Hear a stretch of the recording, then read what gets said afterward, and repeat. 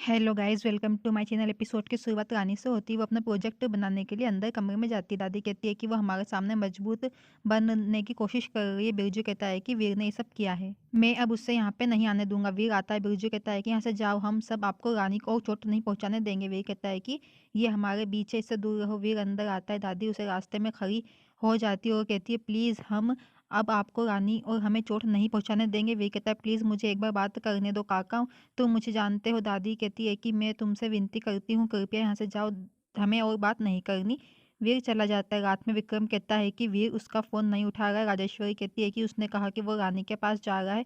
विक्रम कहता है कि मुझे भाभी सा को कॉल करने दो। राजेश्वरी कहती है कि वो आपकी भाभी नहीं, उन्हें भाभी मत बोलो। विक्रम कहता है कि हमारे रिश्ते को तोड़ने की कोशिश मत करना, ये नहीं हो सकता। उन्हें बहू रानी ना कहने की आदत ना डालो। विक्रम रानी को कॉल करता पूछता है कि क्या वीर वहाँ पे है। रानी कहती है नहीं, वो चले गए यहाँ से। तो विक्रम कहता है कि हम उन्हें कहीं नहीं ढूंढ पा रहे। रानी उनके लिए टेंशन करती है। फिर कोई रानी के कमरे में घुस जाता है, उसका किडनैप कर लेता है। रानी चीखती है।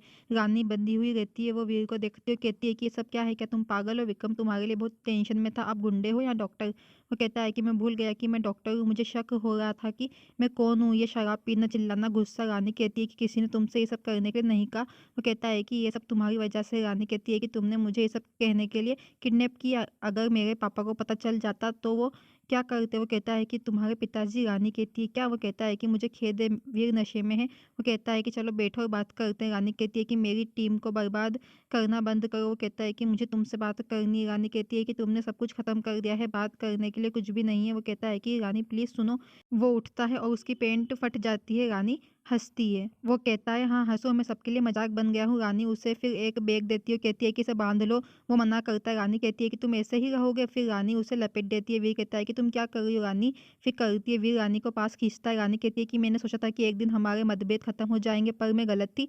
हम इतने दूर चले गए, हम एक दूसरे को देख भी नहीं सकते। वीर कहता है कि क्या तुम सच में तलाक चाहती हो। रानी हैरान होती है। वीर कहता है कि क्या आपको सच में लगता है कि एक कागज पर साइन करने से हमारा रिश्ता खत्म हो जाएगा। रानी अपने दिल में कहती है कि तुमने कागज भेजे। रानी कहती है कि तुम्हारे लिए रिश्ते कागज पर हो सकते हैं, लेकिन मेरे लिए नहीं, वो भरोसे पर होते हैं। जब कोई भरोसा नहीं है तो रिश्ते का क्या मतलब। आपने मुझे बताया कि ये ख़त्म हो गया है, इससे कोई फ़र्क नहीं पड़ता मैं कागज़ पर साइन करता हूँ या नहीं, सब कुछ ख़त्म हो गया है। वीर उसे छोड़ देता है, कहता है कि ठीक है, जब मंजिल नहीं है तो हमें अपने रास्ते पर चलना नहीं चाहिए। रानी चली जाती है। वीर भी पीछे हट जाता है। वो याद करता है कि रानी ने क्या कहा था। राजेश्वरी विक्रम को बुलाती है। वो पूछती है कि क्या आपको वीर मिला। विक्रम कहता है कि मैं उन्हें ढूंढ रहा हूँ। वीर नशे में वापस आता है। राजेश्वरी कहती है कि तुमने खुद को क्या बना लिया है। क्यारा कहती है कि रानी सा बहुत टेंशन में थी। वीर कहता है कि सब कुछ खत्म हो गया है, मैं ये सोचकर वहाँ गया था कि रानी मुझे समझेगी, लेकिन उसने सब कुछ खत्म कर दिया, मैं फिर अकेला हूँ हमेशा की तरह। वीर याद करता है कि रानी ने क्या कहा था, अब इस रिश्ते का कोई मतलब नहीं है। वीर कहता है कि सब कुछ खत्म हो गया है, मुझे वापस जाना है, मैं यहाँ नहीं रह सकता,